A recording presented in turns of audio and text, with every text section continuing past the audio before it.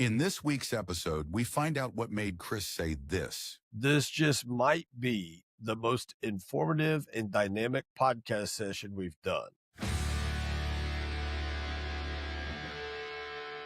We are back. You have tuned it back in. This is Lot Talk, powered by Lot Pop. I'm Chris Keene, one of the co-hosts, and I'm joined by, we're going to go with the esteemed Mr. John Peepaw Anderson, and the all-knowing, all-being, all-well, fresh-shaved, looking 30 years younger, ready to strap it back on and hit it for the Red Raiders, Mr. Ronaldo Leonard. Gentlemen, good morning, good morning, good morning.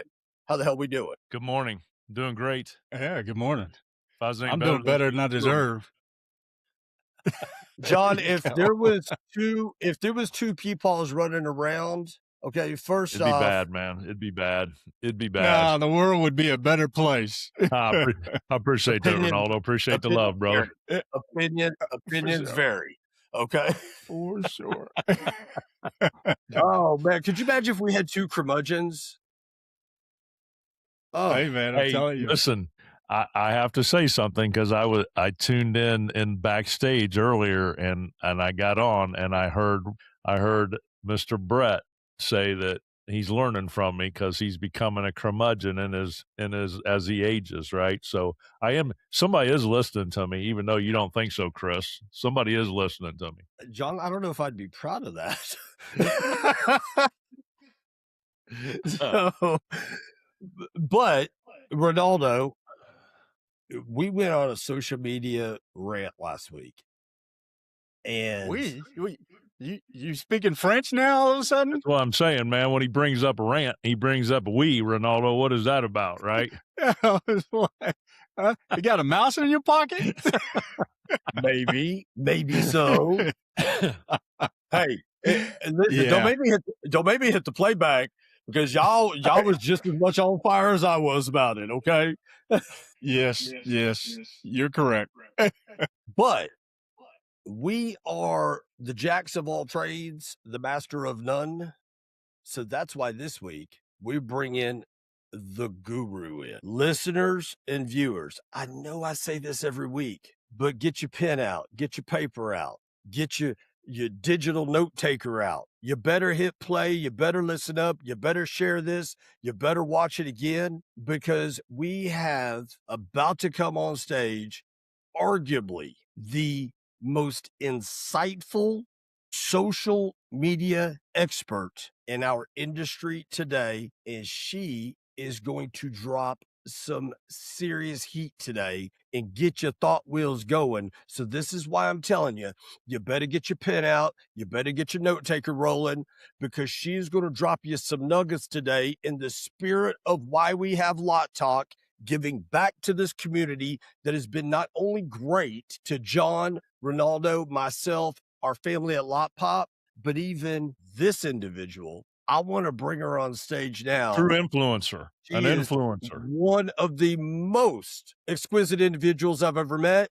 Brett, let's bring her on stage. We have got Miss Robin Wilson from Social Grenade. She is here. She's in the house.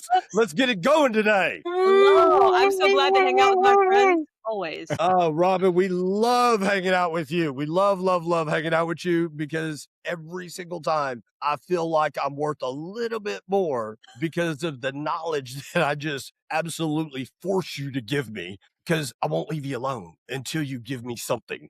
And I'll tell you guys, I have mine too. So like, it ain't just like, I take notes too. I mean, there's stuff, I don't know if you guys know, but when you start talking, like you start getting ideas too. And if you don't capture them yourself, like you got to stop. I think I've been to your offices a couple of times, more than that, in Kansas City. And I was telling Chris yesterday, some of the business practices that we have in Social Grenade, I stole from Lot Walk. Literally stole from them and went, that's a great idea. We've got to figure out how to implement that over here. So there's never a time when we don't all learn from each other. 100%. Yeah, 100%. If I could learn how to be kinder like Peepaw, that would be good. Was that supposed to be We like need an to put- oxymoron? I'm going to tell you, John, this is awesome. So my oldest grandchild turns 20 this year. And when she was little, she called me G Robbie. Like I felt like I was a gangster or something, like I was a rapper. I was G Robbie. And so it's kind of stuck through all of the grandkids Yeah. except for like my youngest one now who'll turn 4 in June, and he's like, I'm G Rob. I got shortened to G Rob, which is cool. So Hey, listen, Robin, I understand completely. I wear a Peepaw as a badge of honor because my oldest grandson is 17, Hayden, and he still addresses me.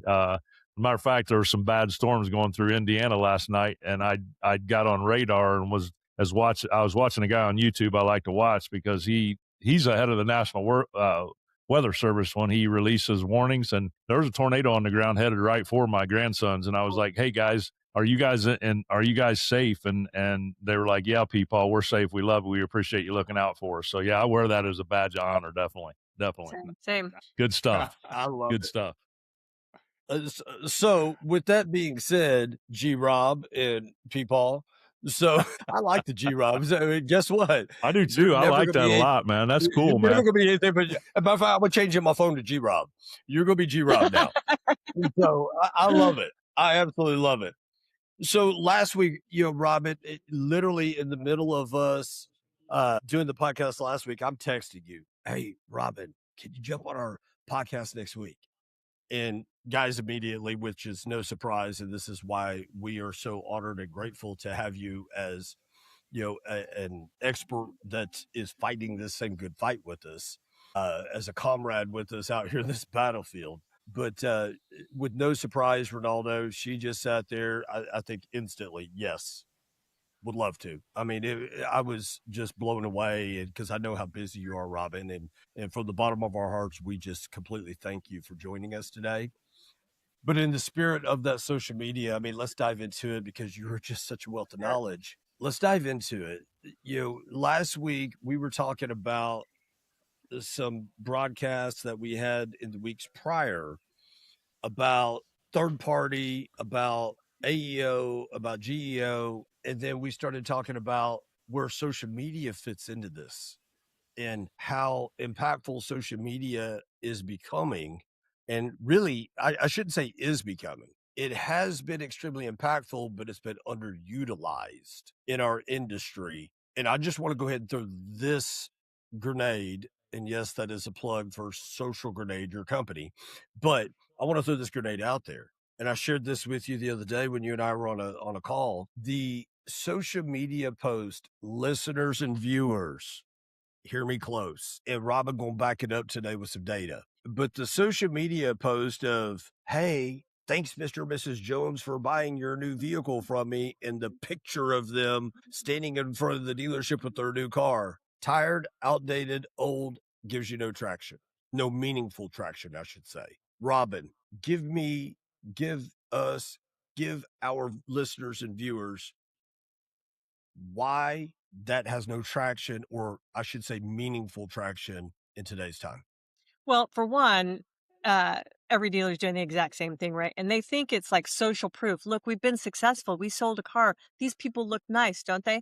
Well, first of all, if you want them to look nice, don't wait until after they come out of finance and have been beat to death in there. Like, take the picture in the 4 hours while you're waiting to get in there before they're freaking exhausted, and go, "Do you mind if I take your guys' picture right now?" And they're happy because they don't know they're getting ready to get bumped, $180 because that's going to happen. So get them before they look like they're being held hostage by Al Qaeda. I swear we're good. That would be my first thing. If you're going to do them. That's fantastic. But I wouldn't post them as a post. Customer sold photos really should be. If your dealership's not aren't selling enough vehicles for them to just go to stories, because stories only live for 24 hours, right? They don't block up your news feed. They don't junk up my algorithm. They don't pull into my feed. So stories, I mean, sold is good. I mean, they're okay, right? But you guys, first of all, are doing the same thing everybody else is doing, and you're getting no traction because of that. It's white noise. It's just white noise. And unless people know these people, it doesn't really matter. It's not going anywhere. And you can check your views, and that's the Bible. Check your algorithm or check your insights, and you'll know nobody is slowing down to look at these photos because they don't give a crap about Emma and Bobby Joe. We don't give a crap that they bought, a Nissan Altima. Nobody cares. So it's social proof for your dealership, but don't clog up my newsfeed with it. Put it into stories. use it there. If you insist on putting those out there as a dealership, I would probably save them all week long and make a reel out of them or something. And it's easier to consume that, and it'll get your video views up higher. But I wouldn't, if you're think about that dealership that's selling 200 cars a month, and we only have 30 days in the month. So how many sold images are you putting into my news feed of this crap that I don't care about? I mean, honest to God, as the buyer of the car, I don't even care about it. As the one who got their picture taken, I don't even care about it. And so I'm expecting other people to care about the fact that people bought a car. It's a waste of space, and it doesn't do anything to build trust other than you sold a car to somebody, and we know you can do that. You're a freaking car dealership. So Or I mean, you're supposed I'm out you're of Well, supposed to sell a hold car. on, Robin. We assume you can do that. well, it is an assumption.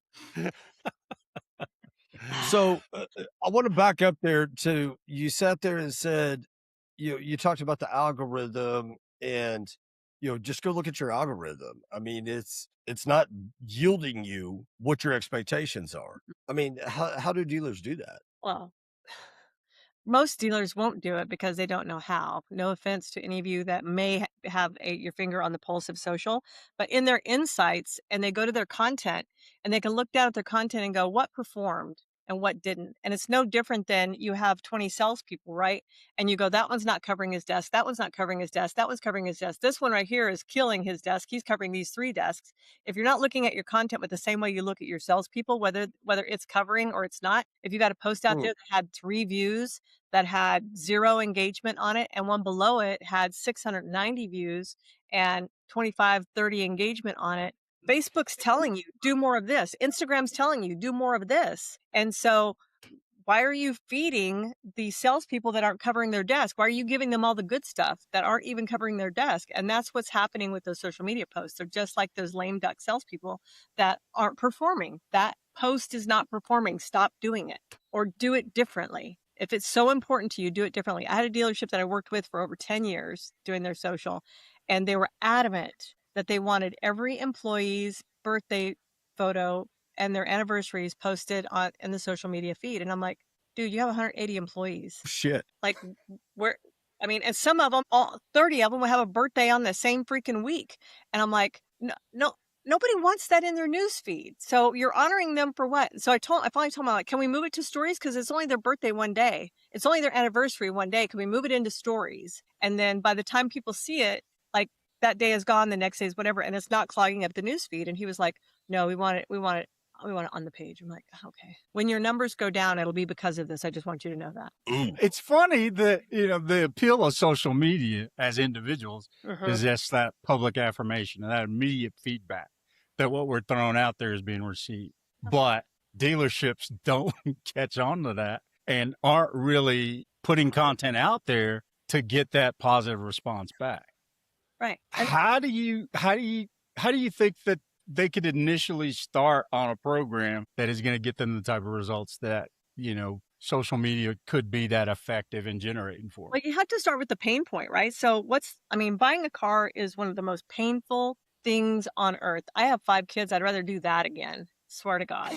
Oh, unmedicated. Seriously, would rather do that again. Buying a car, I always have to psych myself up for it. Like, I have to do this thing. My lease is coming up. Oh my God, I got to do this thing. And you're in the industry. But they're both 9-month processes, though. Buying my last vehicle was so horrible. If I weren't in, I videoed it. I videoed the engagement that I was having with the dealership. So I was on a special lookout. I had a special vehicle I was looking for. I wanted a 2014 Toyota FJ Cruiser, and I wanted it to be under 100,000 miles. I was very specific in what I wanted. Like, seriously. So it wasn't like I could just go to my local dealership here and buy it, or go to a trusted dealership and buy it. I had to scour the nation and find it, and then go, okay, great. It just so happened that I was at their sister store doing some training, and it was at the store 2 hours away that this group owned. And so I did the right process. I put the lead in. I answered the call when the BDR called me. I got handed off to a salesperson. I gave him all of my information. I acted like a human. I didn't act like I know what I'm doing, right? I'm like, I even told them, this is what I do. I'm working with your store over here in XYZ city. And if I get time, I'm going to come over and take a look at it. And I'm not going to bore you guys with the whole details of it, but even knowing that I was in the industry, even knowing that I had a relationship with their sister store, it was so horrible that part of it, I was literally videoing it. And then And I posted it on TikTok for a minute, and then I was like, you can't do this. You're in the industry. You're a vendor in the industry. Take it down. And so I felt bad, and I took it back down again because it was that bad that people were calling me going, holy crap, I cannot believe he did that. And so it's always horrible for me. It's never been good. And so I think about social media from that standpoint and go, okay, what are the pain points that people are enduring when they go to buy a car? And we know the typical ones, like, right? Like, well, first of all, I love the behind the scenes at the towers right now on social media. Those are great. And I'll tell you why, because as a consumer who's never worked in a dealership, if you haven't, you don't know what they're talking about up there. And you think they're just up there conspiring against you. You know, the guy has to go up there, take his piece of paper up there, show it to the guy at the tall tower thingy. And then they come back because this guy that I'm talking to obviously doesn't have the power to say yes or no to anything. And then what are they talking about me? They're talking about my credit. Or are they talking about my payment, how much they want me to pay? You know, you don't know. And so if you take about all of the unknowns and the painful parts of buying a car, and then you shine a light on them and go, this is what happens here. This is what we do here. And social media should tell the story behind what it's like truly to buy a car and what things that you struggle with as a dealership as well for them and what things you're working on getting better. But like if you knew how many people don't know what gap insurance is about, right? But go to any dealership's page right now. I challenge you and find me a post that explains gap insurance to anybody. It's not out there. I mean, if they are, it's rare, but they don't talk about the things and people don't even know what it covers. I had one of my employees in my BDC was talking on the phone. She was setting an appointment and she put him on hold. She goes, so they're asking about gap insurance. Now, is that the insurance that people pay so that whenever they get pregnant and go on maternity leave, it'll still cover their car payment? And I'm like, what? I mean, that doesn't exist. Maybe it should, but that doesn't exist. And I was just like, and so when I realized how little people know about the things that we just assume, you know, we just assume they know. And so talk about social media should be talking about the pain points, because if you're educating somebody and the other dealership isn't, then you are miles ahead of them. If you're entertaining them, that's all well and good too. But really, they just want to know when they walk in that they believe you and they trust you, because they went home and told their husband, did you know we're supposed to rotate our tires every 7,500 miles? And he's like, no, well, I learned it on Facebook today. A blah, blah, blah dealership was telling us that. Is that the truth? Why isn't our dealership asking me to rotate my tires when I get my oil changed? So the things that you can do to educate that are just common sense. They're common sense to us, but they're not common sense to the public. So that's where they should be starting right there, is removing those pain points for the customer, the things that we assume everybody knows, but they don't. Great stuff. That is Great stuff. definitely. I don't think we're gonna have enough time. I feel G Rob's pain about making purchases from the retail perspective. I feel your pain, girl. It's but it's everywhere. I tell myself I'm amazed that we're in 2026 and we're still dealing with the stuff that we've been dealing with for 50 freaking years. I mean, we're our own worst enemy a lot of times in our industry. True story. But you know, gosh, I'm sorry. Go ahead, Chris. You're going to say something because no, I go. had 45 thoughts hopping in my head at the same time. No, go, finish it. Well, it's just, and we saw a pretty interesting example from a consumer's point of view on how dealerships are treating people when they come in to purchase a vehicle. And it dawned on me that with the turnover that we often see with salespeople, we've got a new industry every 2 to 3 years, right? Yeah. And you know, in your role, what's kind of been the biggest challenge to get that message to resonate with folks that you're coming in contact with on a daily basis at the dealership? Yeah, and it has to start. So, like for me, if somebody's actually deciding that their dealership needs, please understand, it was 2014 whenever I started working with the dealership on social media. Think about how progressive they were at 2014 to go, we need social media help. Was that MySpace? No, it was not. MySpace was already gone by then. And so that was pretty cool and I didn't know it at the time that it was cool. I didn't realize at the time how far behind the automotive industry was on that forefront.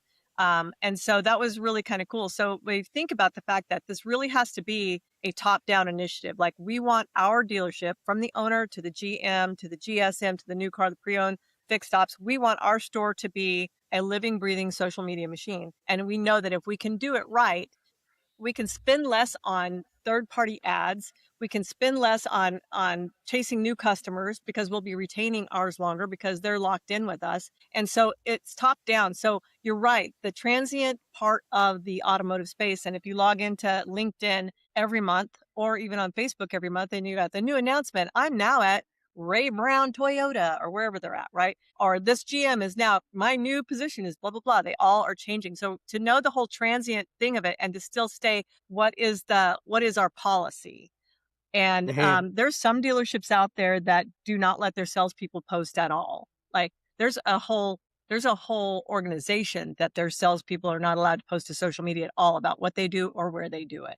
And it's in their company guidelines. So I always know whenever we get a demo set with them, I'm going to cancel that demo. They don't have the ability to use Social Grenade. That they can't do it. But if you can start at the top with the head of the beast and go, the head of the beast is bought in and they're going to enforce this all the way down, then you'll have a successful social media outcome because it's just like if a GM gets behind a BDC. If they believe that the BDC is the most important part of the dealership because that's their front line communicating, then everybody else has to fall in line to that and go, hey, don't mess with the BDC. Don't be arguing with them about whatever. They don't cost you anything. Social media is the same way. They're there to help your position within the community, not within, what does Ford think of me or what does Toyota think of me, but inside of your community. So I live in Joplin, Missouri. So Joplin, Missouri, USA. What do they know about XYZ dealership or the people that work there or their involvement in the community? So, and it doesn't matter what the salespeople come and go. It doesn't matter if 20 come and 20 go, then the same policies are in effect and the same guidelines are in effect. And there's a social media policy in place. For us, it's a constant ongoing training with the new people that come in, and we bring them back in, we train them what they need to do, and then we send it back out there to build their book of business. But if you don't have it at the top, don't waste your time.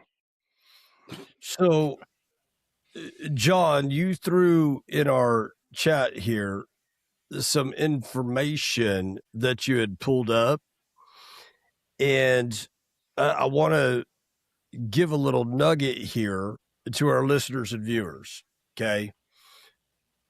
Looking through that, but before looking through that, I want to share something on the screen because I was glancing through it just a minute ago, but I want to share something here on the screen that I found pretty interesting.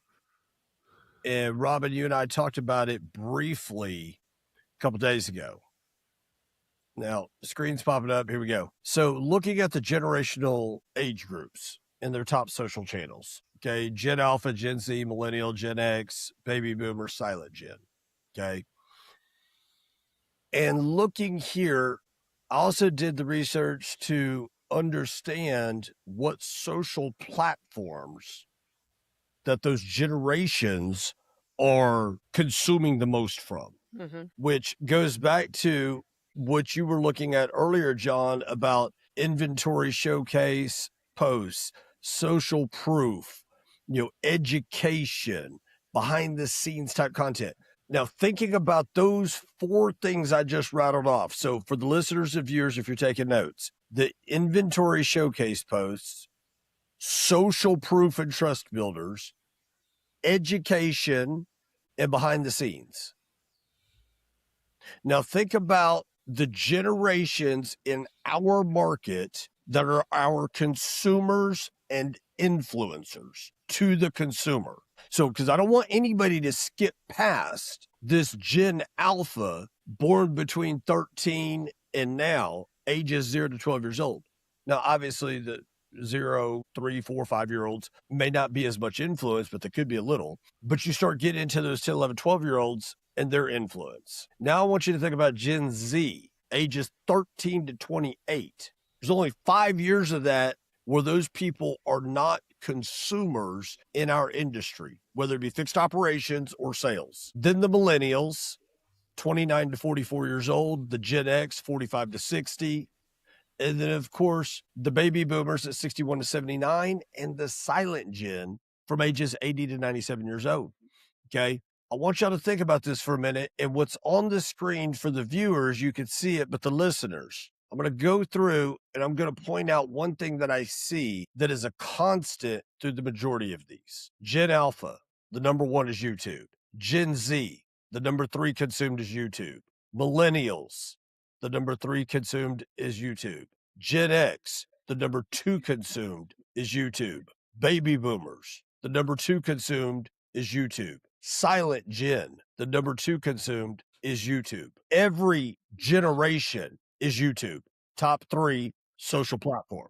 So with that being said, Robin, how beneficial, when you think about what John was looking at here, the behind the scenes content, the educational content, the social proof, the inventory showcase, how crucial is it for a dealer, not just sales, but fixed operations as well, to have a robust feed for everything that goes to your website, everything that goes to a third-party site, anything that you're spending SEO, SEM, that has a video attached to it? How important is it to make sure that's going to a YouTube channel specific to your dealership? Okay, so I'm getting ready to go on my own rant, right? So first of all of the social media platforms that dealerships are using right now, probably they're probably not even in the top 3 that they're using YouTube. And I know this because every time we onboard one, nobody knows how to get to it, to log into it, to get access to the YouTube channel. They may have 3 that they've lost all control of, and so nobody is using it. And I'm going to show you your numbers back up what I have to say. What we talked about too is that think about, first of all, number 1, who owns YouTube? Google. Google owns YouTube, right? And think about the next thing that's coming, which like nothing on there was about it yet because like it's not really a social media channel yet. But think about the path that we've taken since November 22 on this AI road trip that we've been on. And so we think about the next thing is going to be search within AI. So who is searching? How you're not going to Google anymore. You're going to AI and you're searching, I'm looking for blah, blah, blah, blah, blah, blah, blah. And I just did it for a plastic surgeon. And I literally got the 2 best plastic surgeons in this country, whatever, right? And so now think about, I don't know if you guys know this or not, or if you do, you don't. So Google created Gemini. And Gemini is now incorporated into their Google assets, right? So we are Gmail users. We have the Google suite of things. And because we have the Google suite of things, I have access to Gemini, Gemini Notes, Notebook LM, all of the things that live under the Google umbrella, I have access to now as well. So I think about the world's biggest search engine, Google, now owns an AI platform that we're all heading down a path to AI becoming the search portion of what we do now. Our habits are changing to that now. And if Google owns YouTube and it's tied to Gemini, why would I not be putting my content on YouTube as fast as I can before I put it on any other platform? If we all remember whenever Google bought YouTube, Google started serving up, whenever you would search for something on Google, it would go and grab from YouTube first and serve it up to you and go, here's a video that we found on the same thing that you're asking about. They started serving up their own pie, right? Gemini is going to do the same thing. Gemini is going to do the same thing. So why would you not consider the little red button be the first one that you go to, because of the fact that it is an SEO machine? And then I use another tool every time I post to YouTube for our clients or for ourselves, and it's called vidIQ, VIDIQ. And it's an AI software that sits in my Chrome. And so every time I open up YouTube, it comes through and analyzes all of my videos and says, change the subject line of this one, add more stuff right here in the caption of this one. It gives me a score on my thumbnails. That's a 62 score thumbnail. You need to change that one out, and here's why. If we're not looking at these tools to tell us how we could be the best at that, then we're missing the mark. But you're right. On all of those generations, the key component in most of those was video, right? With the younger ones, they grew up with video. If it moves, it's got our attention. And so that's the reason TikTok being so big, because of the video, YouTube being so big. But think about TikTok doesn't have an AI tied to it anywhere that we're all going to use somewhere else as well. So for all of us, boomers, Gen X, millennials, we should be thinking about how do we get inside the next realm, which is AI search and AI ads that are coming. How do we do that? And right now, the biggest door to kick in right now is YouTube. And So think about that. Think about that, go guys. ahead, Doc. Well, I was just going to say, think about what Robin's talking about, right? When we met with Max, right? And Yeah. and what we know about AI at this point with the 0-click searches and how it's serving up as a dealer. You want to be served up as a trusted advisor. So the more content you get out there like that, especially from that perspective, right? How much more is it building that trusted advisor platform in the background for you so it serves you up as a top dealer? I don't know if it come across, I don't see it on our chat box, but at the bottom it said platform by platform priority. And I don't know if it actually come across, but based on what you guys have been talking about, I mean, this is so good because Robin was referring to YouTube, right? And listen, Facebook, inventory posts, lead ads, community groups, 35 to 60-year-olds in market buyers. Instagram, reels, walk-arounds, lifestyle, 25 to 45-year-old visual buyers. TikTok, humor, education, personality driven, 18 to 35-year-old future buyers. And it breaks down the ages and the social media platform, because I was going to ask Robin about that. I was specifically going to ask about this and her feelings, but listen, when it said YouTube, long walk-arounds, how-to, test drives, and it doesn't bring up an age group, it says research phase buyers. So to Robin's point, it's for everybody, right? If I'm going to use this, I'm going to build out myself as a trusted advisor. To her point, why wouldn't you be using that, right? Because that's one of the things I was interested in when we got on this with Robin. I just wanted to see my buddy Claude, what he had to say about all this. So that's why I did that and just saw what it spit out. But the thing that jumped off the page at me is that breakdown: Facebook, Instagram, TikTok, and then YouTube. It was a broad brush, right? Everybody. So two things. So John, you said the trusted advisor. It's one of the things that whenever we're demoing Social Grenade to dealers, our main goal is always to make your salespeople the trusted advisor in the car buying process. That you're the guy that when my check engine light comes on, I'm not calling the service department. I was taking a picture of it and texting it to you and going, hey, what do you think this is about? And he goes, you know what? I'm going to go check with my service manager right now. I'll get right back with you. That he's my guy. Everybody wants to have a guy. And the trusted advisor in the car buying process is what we set them up to be. So I'm glad you used that phrase. A second thing that I talked to John about the other day was on TikTok. Every person under the age of 30, so we're talking whatever group that is, their number one search engine right now that they use, they don't use Google. They use TikTok for search. That's their number one used search engine under 30. So if they're thinking about going to a restaurant, they're not Googling it. They're not looking for reviews. They're going and watching the videos of the people that went there, that are showing them their food that they ate there, that they tell the experience that they had there. They're on TikTok doing that thing. So one of the things that totally pissed me off with my competitors in this industry, the people who say that they offer social media to their dealerships, and I have someone call me and go, Robin, will you audit our social media? I don't know if what they're doing is working, blah, blah, blah. And I go to Facebook. I always start with their website, and I click through to make sure their social links are on their website. I click through from there. I go back to the website, click to the other one, go back to the website, click to the other one. And when I see the exact same content on Facebook, on Instagram, on YouTube, on TikTok, I'm so mad I can't even breathe straight, because look at the difference in the audience of the people, right? The people on Instagram, John, you just said it. They're interested in this. This age range is interested in this on Instagram. So why would I put the same damn post on Facebook and copy it over to Instagram? And they're doing it on the same day. They're not even mixing it up. Like on the 1st, it goes here, and on the 15th, it goes to Instagram. It's Facebook. This post goes around. Like literally, they just literally spam the whole internet. Why would people follow me on more than one platform if I'm serving up the same content all the freaking time to every platform? Great. So I mean, I'm telling you, all of those companies out there that are getting their services through their OEM because their OEM approved them and they're covering you guys, they're not serving you. They're checking a box and they're cashing your check, and they piss me off. Set it and forget it. Set it and forget it, right? We like you said, serve it up at different times and different content. Yeah. But it's easy. It's easy just to have a platform that says set it and forget it, and then I don't have to worry about it. But those are the dealers in every phase, right? We're specifically talking about social media, but every phase, when you look at it, the dealers that set it and forget it, they're losing.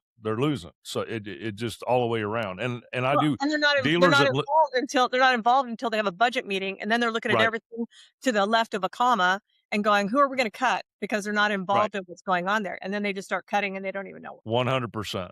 And dealers, hey, listen, viewers and listeners, real quick, Chris, I want to highlight what Robin said, because we talk about it all the time. And I want to highlight what she said a little bit ago about a trusted advisor. Everybody wants to know somebody that they can go to.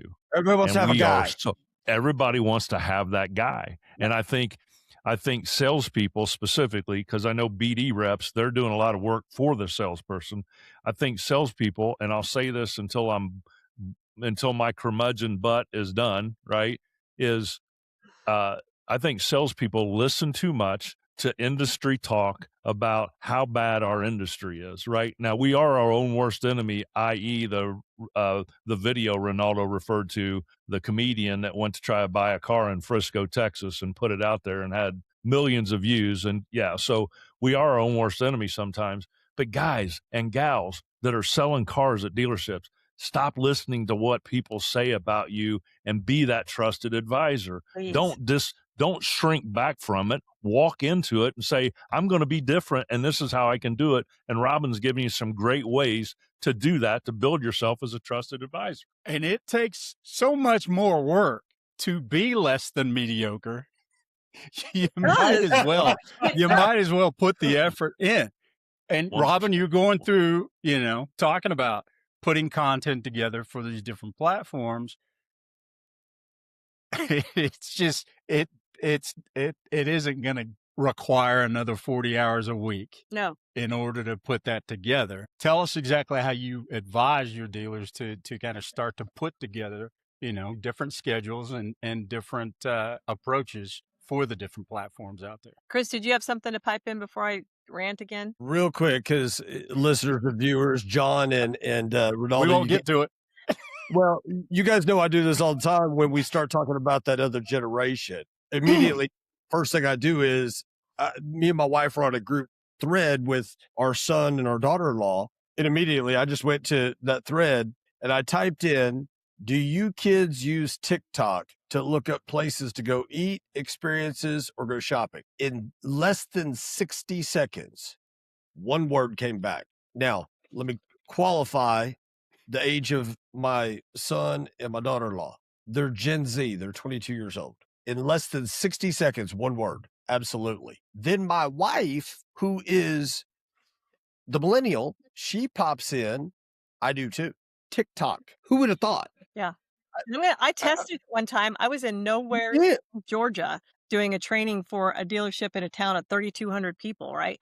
And so we're like, person that was with me that was training on TikTok, because he knows more about TikTok than I do, he was saying that same thing. And I'm like, I've never done that ever. And so we tested it because we were all going to dinner that night. We tested like, okay, let's go to TikTok and see where we should eat dinner. I'm telling you right now, I still think about that restaurant because it's the best food I've had in so long. but I'll tell you, like it didn't take us 5 videos to understand that this was where we were eating dinner, because they showed us the experience. They showed us inside. They read the menu to us. They literally told us what they had and how great it was. And it was like if my neighbor was sitting right there telling me, I'm telling you, go to this restaurant. You're not going to regret it. And so that was so powerful. And I tell you, those fried green tomatoes we had there were the best things I've ever eaten in my life. Gosh, I thought TikTok was a breath mint. So that's something I got to do. Yeah. Hey, Ronaldo, to your point, I'm sorry, Chris, but to your point, no, go ahead. I'm sitting here and I'm gonna embarrassingly admit I don't have TikTok loaded on my phone. I don't either. That's just my age group, right? I go to certain areas and look for things, but I don't. And so this is opening up my eyes this morning, because I go to Google reviews, right? That's where I go. I'll review stuff that way. But just to think about it, right, from a perspective, and Robin mentioned it earlier, right? Man, if I did show a video of what happens up at the sales desk, so people can see that guy's not going up there to try to talk about how they're going to rob me. They're going up there working on how they can best serve me as a customer, right? And I never even thought about that, because nobody knows what happens up there unless you show it to them, right? Yeah. And the perception is exactly what Robin said. They're going up there talking about how they can get more in my pocket, right? I mean, I even think about one of the greatest videos that taught me something, right? Because the cabin air filter, right? First of all, I didn't even know I had one. You know what I'm saying? I didn't know I had a cabin air filter. And so then, this was earlier in life. And then once I did know I had one, I think every time I go, someone's like going, well, we think that your cabin air filter is a little bit dirty and blah, blah, blah, blah, blah. And so I didn't know where to find it, to be honest. I didn't know where to find it. And I wasn't that interested in finding out where to find it, to find out if there were bullshitting me or not, or if I could just whack it and knock it out myself, or and so then I saw this video that this guy did. He literally showed you where it was at. See these little In the things? glove box. See these little things on your glove box? Release those things, pull that thing down, pull it out. That's right here. You can pull it out. And I'm like, I mean, and I learned something today now that gave me more control of my life, I felt like, because now I've got the power to look at it myself and go, hey, I think I need a new air cap. Like my AC is not, my fan isn't blowing hard enough, whatever. The reasons why I need to change it that nobody else ever told me. Even how many times, think how old I am. Think how many times I've had my freaking car service and nobody told me why I needed to change it, other than, oh my God, it looks like it has half a cat stuck in there, blah, blah, blah. So I think about those things. That's great stuff. Yeah. Great stuff. Yeah. But you brought up a great point earlier, is that, and I'm constantly talking to my guys about taking off your car guy hat and thinking about things from a consumer's perspective. Right. And we get so removed because of the assumptions that we make. And if you think about it like this, if you think about it, if you're a car guy, let's say you're a guy, right? And you're like, wonder what my aunt knows about vehicles and what she doesn't know. What video could I make today that my aunt would probably learn something from it? Instead of just assuming, you would never assume that your aunt knows all of this stuff, right? But you assume the general public, which is this gray matter out here, they know everything. But does your aunt know it? And if your aunt doesn't, then all the people hang out with her don't. And then probably 75,000 other people don't. And so that's why it's important to recreate content that you've made 3 or 6 months ago. If you did a piece on gap insurance, and if today I had 2,000 followers and my average views on something I put out is, let's say 400 people, that's my average of what it gets into.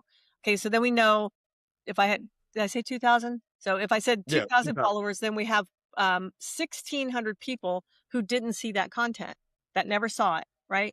And so if I put that content back out again in 3 months, besides the fact that hopefully I have more followers in 3 months, but also maybe I'm going to hit some more of those people that I didn't hit the first time. So don't be afraid to duplicate valuable evergreen content and keep it out there. But Ronaldo, to your point, like what should a dealer start to do? They probably first need to start taking, I would probably have a meeting with all my salespeople and all my service people and go, what are the pain points? What are the things that people are the most mad about or that don't understand or they're the most unclear about? And then start working on what content can we create that will shine a light on these things, that will be educating the consumer on a couple of other things. And can we make it funny? Can we make it, entertaining at all? It's not always important that you be funny, but every once in a while those will take off and just do crazy things for you. But really, like I said in the beginning, if you'll start with the pain points and be educating people, and then you can start working into the creative stuff. And then you can go, I mean, if you think about someone my age or older that maybe doesn't buy a car every 5 years, the tech changes so much in that 5-year span. Why are you not? You want to know how I learned about lane assist? I had rented a car in Los Angeles and I'm driving down the freeway and I'm trying to change lanes and I didn't put my blinker on. And I thought my steering wheel was frozen up, right? Because it wasn't going to turn. I'm like, what is going on? That's how I learned about lane assist, right? Oh, yeah. Why aren't we talking about that? Why aren't we talking about predictive cruise? Any of those safety features, things that come, because people have them and your salesperson, he may have been there 3 months and he doesn't even know how to demonstrate it to you. And so those things right there alone, if you think about how fast tech changes, and my generation didn't grow up with techs, like we were excited when we got power brakes. You know what I'm saying? We did this to get our air conditioning to work. We rolled that window all the way down. We cranked it down. 260 air, girl. Right. That's right. And so, so there's just so many things that there's so much content to be made other than the happy customer photo or the inventory picture that they didn't even pull out of the slot. They didn't even pull it out. They didn't even butterfly it. They didn't do anything. They just went, here's car we got for the day. I liken it to this. Like almost every city has a Martin Luther King Boulevard, right? All the big cities have Martin Luther King Boulevard. And I think about what most dealerships do like this. So let's say it's MLK Day and they're having a big parade and everything's going on. And at the back of the parade, there's some guy driving a Nissan Sentra and he's got his windows rolled down and he's just yelling at all of these people. Nissan Sentra for $199 a month, $199 a month. He's just yelling at these people and he don't know whether their family will fit in a Nissan Sentra, whether they even like Nissans, whether they could even drive. Do they have a driver's license? And that's what they're doing when they just post a freaking vehicle online. They're not developing an audience for that vehicle. They're not creating a tribe of people. They're like literally, it's just like they're screaming out the window, driving down the road about their Nissan Sentra for $199 a month. It's so stupid. And so I teach something that's kind of advanced user. Like, so what we do for salespeople. So let's say Chris was selling cars, and I don't know, do any of you guys have tattoos? I don't know. Plenty. Okay. Yeah. So let's say that I'm wanting to develop a tribe for Chris, right? And and I've tested this on several salespeople, right? And I go, okay, Chris, you're going to take a picture of your favorite tattoo and you're going to post it online and you're going to put on a caption on there that says, show me your ink. I'm thinking about getting my next tattoo. I don't know what I want. So drop me a picture of your tattoo and tag your tattoo artist in this post because I'm really considering getting my next one. I don't know what I want yet. Okay. You are developing a tribe of people that are all getting sucked into your vortex, right? First of all, tattoos are very mainstream now anyways, but you're getting a tribe of people that are commenting, dropping their pictures, tagging their tattoo guy. I mean, the social media reach on it is stupid crazy on a post like that, right? And at the end of the day, I would tell you, go look at those people and decide who they are as a car buyer. Like, what is the majority of them as a car buyer? I think these people drive this type of a car because you've already sucked them into your vortex and now you own them for about 36 hours because the next thing you post, they're going to get. So now I'm going to tell you, post the vehicle that you think the majority of these people would be interested in. And then go, you know what? This just hit, the fresh trade just came in. It's low miles. It's clean. I would drive it myself while I'm going to get my tattoo if I was going to do that thing. But how much do you guys think a monthly payment for this thing should run? And you're going to ask them a question again, drop your number down below. And I'm telling you, it works every freaking time because you're actually intelligently curating an audience for right now. And you can do the same thing with hunters, right? How about the only time rednecks take a selfie every damn year is when they kill that deer and they got them and that bloody horns, all of the shit right there is the one time a year when these guys take a selfie every freaking year, right? So I would do the same thing. I would be like, okay, I know deer season's over and we're all missing it. We're looking forward to what next year's going to bring. And I'd post a picture of my dead deer head and I would go, drop me your pictures below and tell me where you got it. How many days were you hunting? Blah, blah, blah, blah, blah. Drop everything down below, right? And then tomorrow I'm posting a picture of a big ass ram and go, hey, your deer called. And he said he wants to ride home in this next year.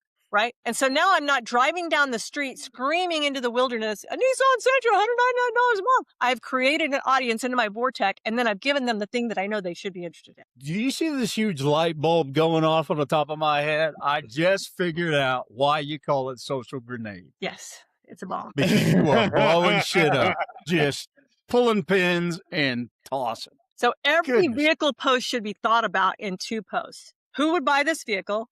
Okay. I mean, every car has a story behind it. Okay. Let's think. This one's my favorite. This is my favorite example, right? So John's old enough. I'm old enough to remember back when Subaru had first the Brat. That is Subaru Brat. Oh, I remember the Brat. The Subaru Brat got renamed the Subaru Baja. Okay. And when I was 17, I wanted a Subaru Brat so bad. It was red, had white rally stripes, had little white seats in the pickup bed. I wanted one so bad. They're 4-wheel drive. I wanted one. And then they did away with it. They brought the Baja back. And for a time I wanted to buy them. They quit making those again. And they're like gold right now. They're like trying to buy an FJ Cruiser right now if you want one. It's crazy, right? So now here comes Hyundai rolling out a Santa Cruz, right? And I don't care what anybody says. That is the perfect fucking boomer vehicle. Perfect, right? They're not going off-roading. They're not building a house. They really need something they can get in and out of because getting in and out of cars becomes a thing once you're over 60. Like, can I get, is it too high? Is it too low? Can I get in? It's a boomer vehicle. It just 100% is, right? It's got the little tonneau cover to cover it up in case you go to a yard sale and find that perfect little base you need to haul and you can lock it up and still go to Target. I mean, it's the perfect boomer vehicle, right? And so if I were selling Hyundais, I would curate an entire boomer thread one day. It may be a glass full of cornbread and I'm just going to pour milk into it. And I'm going to sit there and eat this cornbread and milk out of it because that's a boomer thing to do. Or a bottle of Pepsi, a glass bottle of Pepsi with some peanuts in it, right? And I would go, you know, you may not be a boomer, but I need you to ask your mom, your aunt, your grandma, what are some things that boomers did that we don't do now that we've all forgotten, and come back and tell me. And then once that happens, the boomers start coming in. They're like, I drank the water out of the garden hose. We didn't have slip and slide. We used trash bags. I mean, they're going to do all of the things, right? And then tomorrow, I'm going to have a picture of an elderly woman at a yard sale loading up her shit in her Santa Cruz. Everything should be a 2-step. Suck them in. Don't just post a vehicle and you don't know who's. Wow. Shit. That's not grenade. That is a laser from a drone, and you're just picking them off left and right. That's great stuff. So that's how automotive social should be done. So you said something to me the other day. You said you used the terminology and I loved it. And I wanted you to elaborate a little bit in the unfortunate short amount of time we have left. Brett can You said edit two us down. things. Brett can edit us down. We can talk. I know. And actually, no, Brett, don't edit us down. But you said something, and to me, you said two different things, but I tied them together. You used the terminology vanity metrics. And then you talked about measuring the non-followers. Yep. Why is that important in terms of like this bullshit vanity metrics we look at? And then measuring the non-followers against your followers. Unpack that some for us. Sure. So the vanity metrics that we're used to chasing are how many likes did we get? How many followers do we have? And if you think about consumer behavior now, we're chasing the wrong thing because I consume a lot of content from people that I don't follow, that I haven't clicked the follow button on, right? And so in the past, we'll talk about Facebook for a second. Facebook's algorithm was, if you did this thing and this thing, then that stuff would pull into your newsfeed. If you followed the page and you liked their stuff, then you would get their content, right? And so TikTok's algorithm has always been interest-based. And if you don't believe it, go and slow down. You don't have to be following anybody. Go and slow down on one of those. I did this. This is why I'm telling you this. On one of those 911, what's your emergency? And I'm sitting there and I'm watching this whole video because I want to get to the end of it. I don't know, did the people live? Did somebody die? Like I'm watching, I'm listening to the whole stupid thing, right? So the next day I get on TikTok and it's all it is catastrophes. My daughter killed herself. All of this stuff is like, that's what my algorithm is. They filled it up with what they thought I was interested in. And I'm like, I'm not interested in it. I was just interested in that one. So you know what I did? I went and looked up wiener dog videos, blah, blah, blah, blah, blah, blah, blah. I'm like, give me wiener dog videos because I don't want any of this crap in here. And so I had never followed that 911, what's your emergency page, but they filled it. They watched what I did. How long did I watch? Did I do anything while I was in there? Did I stop it? Did I click like on anything? And then they said, this is what she's told us that she likes. So that's called an interest-based algorithm. Facebook has switched to an interest-based algorithm. So now you'll see that you're getting, and you have the ability to curate your feed however you want on any of these platforms by what you choose to consume and how long you consume it. So now that you'll see, like if I go to, let's see, I was looking for something recently, NAD plus, right? I'm looking for some NAD plus. I don't like the oral stuff. I'm looking for like either an injectable or they got a new nasal spray one, whatever. And so now my entire feed is full of all of the things about NAD plus, right? Because I slowed down on something and watched a video about that. I'm telling you this because follows don't matter. I'm not following any of those pages, but I'm consuming their content. And so because I'm consuming their content and it's an interest-based algorithm, they're going to keep shoving them into my timeline, into my newsfeed. So that's why you shouldn't care about the vanity metrics. What you should be caring about is when you post content, who's seeing your stuff. And so that goes back to your insights and your professional dashboard on whatever platform that you're on. And I'm maxed out on my personal profile. I'm maxed out on my friends, right? So if now they want to be a friend of mine and I don't have room for them, they just become a follower. So now when I post something, I get to the end of the month and I go and look and go, how far did my reach go? So if I have 5,000 friends and 7,000 followers, whatever it is, I don't care about them a whole lot. Like I'm following them for a reason because I'm interested in their stuff. What I'm looking to see is of the people that are following me, am I making it beyond them? Am I making it beyond them? So if we'll say this circle is all of my followers, friends, whatever, I'm looking for these people out here. I'm looking for the people that are connected to these people, right? Because I can still do business with them, but I got to get to them first. And so getting to them means, did I have enough engaging content that the minute that Ronaldo stopped and liked something that I had, or stopped and watched a video, or stopped and read a post that I had made, Facebook start looking for people that are connected to Ronaldo, that have shown history in the past to like a post like this, and then they push it out to those people that Ronaldo knows, right? Once those people that have pushed out to Ronaldo, they're going to go, okay, let's find all of the people like these people, because if they liked it and his friends liked it, they're showing interest in it right now, then these people out here in the world will like it too, because they've shown all the same interest that Ronaldo and his connections do. And that's how a post goes viral. And one of the things that's, this is a tip I'm just going to throw in here right now. One of the things that's so important when you make a post and you start getting engagement back on it, people are commenting, people are liking it. It is important that as fast as you can, you reply back to every comment. Facebook does not know the difference. So let's say that I made a post, a tattoo post. Let's go back to that. And somebody drops a picture of the tattoo and they're like, this guy right here does the best work, whatever. And you're like, oh, Chris has to respond. Oh man, I love that one. That's cool. Next tattoo down. He's commenting back to them again. So let's say we got 20 comments on his tattoo post and he replies back to all of them. Now, every platform has number metrics where they push it out to the next level. Okay. Every platform does. TikTok does. All of them do. So let's say that at 20 comments, now this post goes, Facebook's looking at it and they go, I wonder if these people will like it. Let's push it out here. And then there's triggers. Every couple of, for Facebook is like in the 20s, right? So if 20 people liked it, we're going to push it out to these 80. These 80 liked it, we're going to push it out to these 300. That's how Facebook works, right? So on Facebook, they don't know the difference between your comment, Chris, back to this person and the comment right there. They just see the activity, right? So if 20 people comment and you reply back to each one of them pretty quick, as much as you can, quickly back to them again.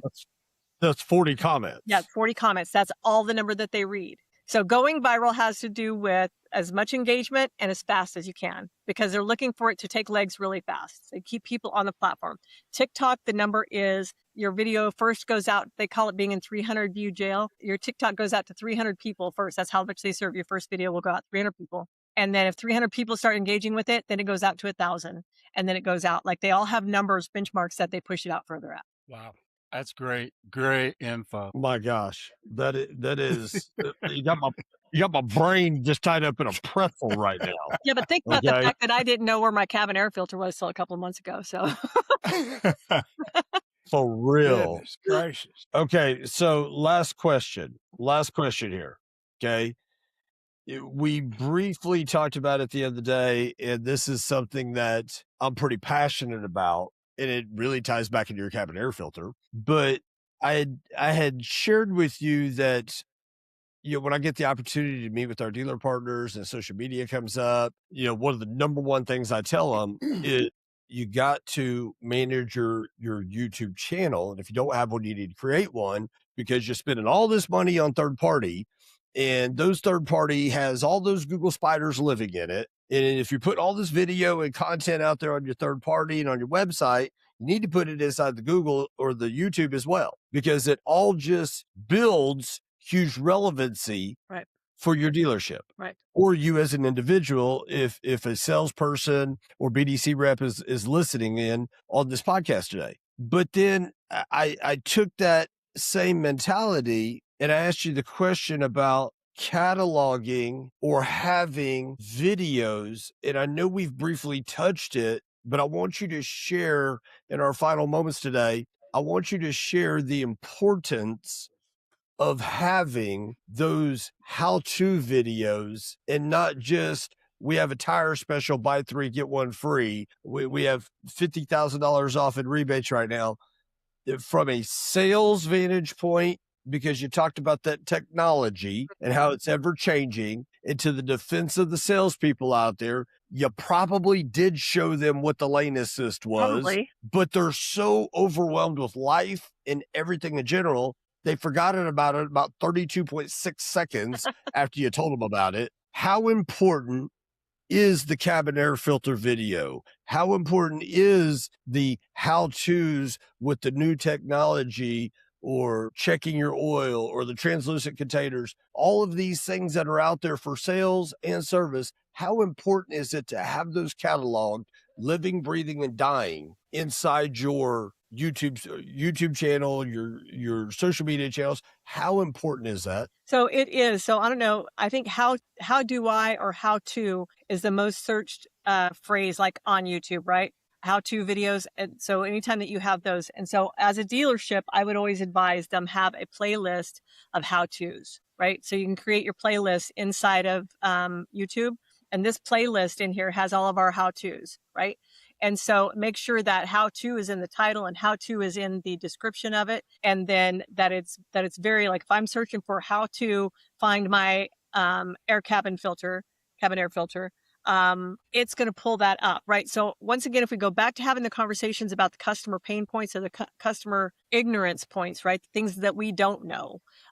Those are the things that people are actually Googling, right? So I would start with a meeting with my sales and service team and go, what are the things that you're getting calls about that people don't understand? Here's our top 10 list of things that we're going to create content about right off the bat.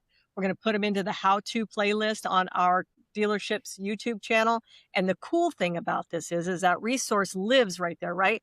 So when a customer calls one of your salespeople and says, hey, my Apple CarPlay isn't working right now, and I have an iPhone, blah, blah, blah. You can go, you know what? Hang on a second. We did a video on this. I'm going to send this. See if this helps you first. And if it doesn't, then you bring it up here. And they go and grab that YouTube video. It's an asset that's already there for them to use, and they can send it to their customers. And now they've got the how to fix your CarPlay right now. Like your Apple CarPlay is already set up in this right here, and or Google, whatever. And so having those assets, one for your salespeople, because they may be 2 months into the business, never even sold a car in their life, and they can go learn from them themselves. It's a catalog for your salespeople to learn. And it's one of those things where you don't have to look like you're stupid all the time. You have the asset, the resource library to send to your customers as well.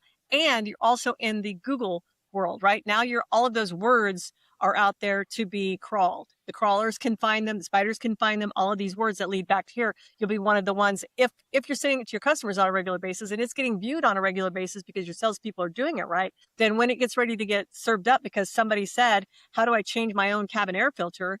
That video comes up right off the bat first because it's the one that's been seen and used the most out in the atmosphere out here that we all live in, the ether. Okay, so one last final thing to that, because now I told you this is what happens, Robin, is our brains start going 100 miles an hour.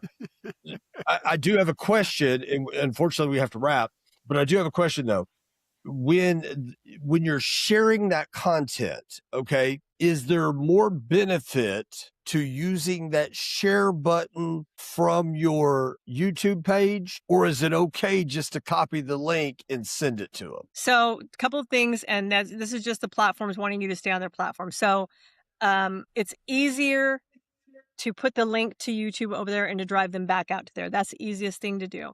However, Facebook will squash your reach because you're taking them off their platform, right? So it's easier if you're going to post a video that you want to be on Facebook as well as YouTube, and I know it seems like double the work, but post it natively to every platform, because Facebook will give you more reach because you're not asking them to click this button and leave their platform, which they would be if you brought the YouTube link over. Does that make sense? So you're saying that how-to playlist should live in each one of your social media platforms. It can, because you can create albums in Facebook as well. Okay.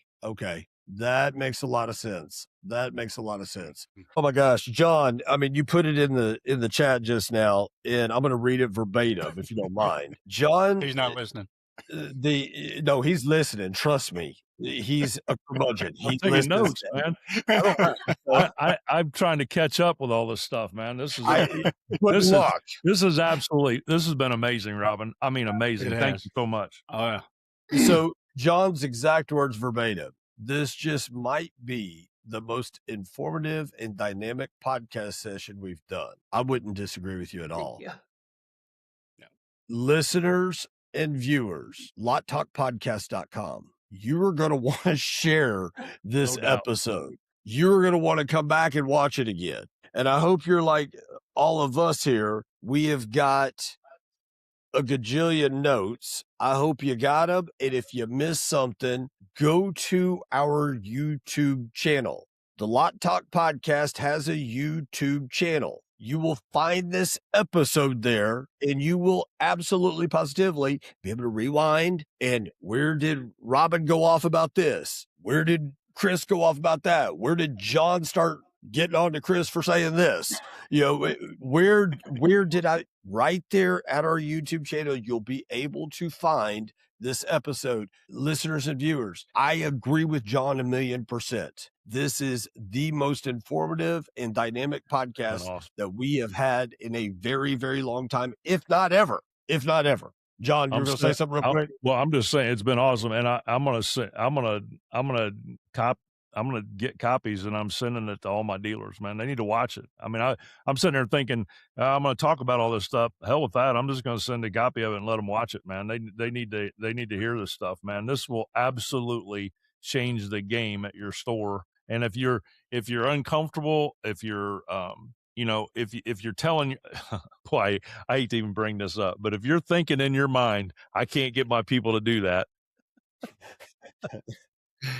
reach out to Robin and get her on the phone and have a conversation with her, have a video meeting with her. Listen, there's never been a time that I've gone to Robin. It hadn't been a ton, but I have. When she's been in our office and stuff, never been a time I've approached her about something and asked her a question that she was more than happy to help, right? And that's the type of people we want to be in connection with. And that's why, Chris, that was an awesome, I think we all, the last time we were talking about, from a social media standpoint, who do we think about that we'd want to bring in? And everybody's like Robin, right? So Robin, that was the first one we thought of. Reach out to Robin. G-Rob. Social grenade. G-Rob. Social G-Rob. G-Rob.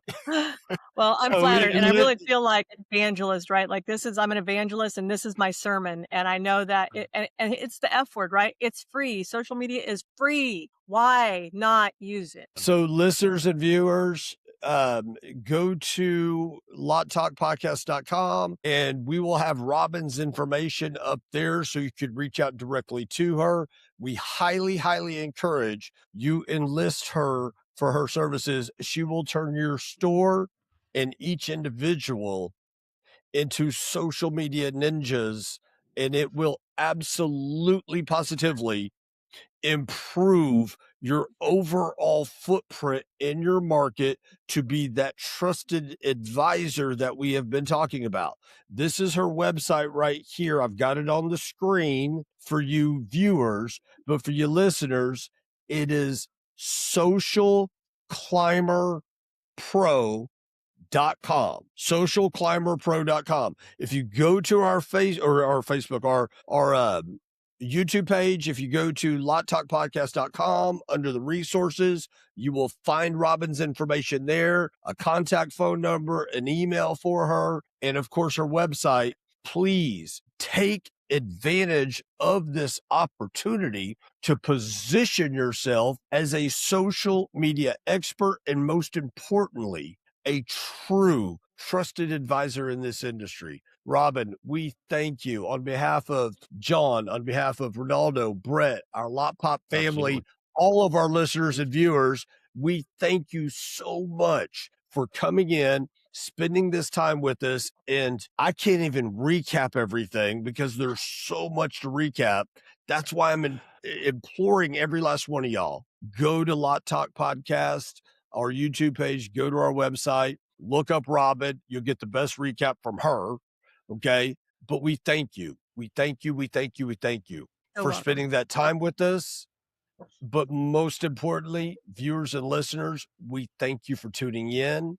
Until next week, we will catch you again. Same bat time, same bat channel. And as always, we wish you all nothing but success.